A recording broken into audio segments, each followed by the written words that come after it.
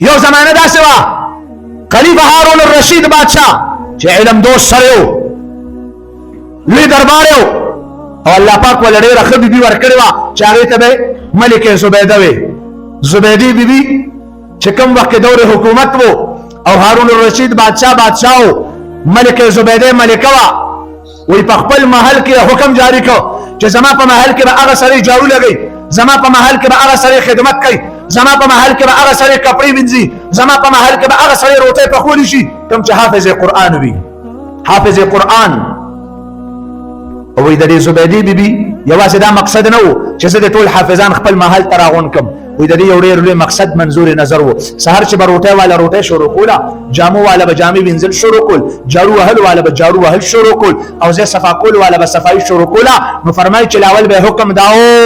ملکې صاحبې دا حکم کړی و چې جناب من کار به رسته شروع کړي قرآن به لاول شروع کړي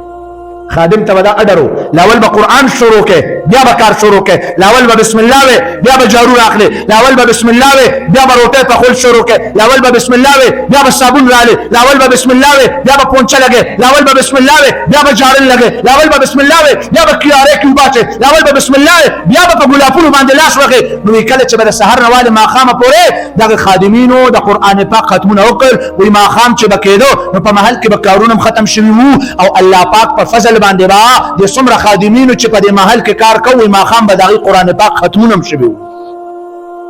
او زما ستا په ذهن کې دادي کې دي چې 2 کسانو کار کو کې دي چې 400 کسانو کار کو کې دي چې 1000 کسانو کار کو نه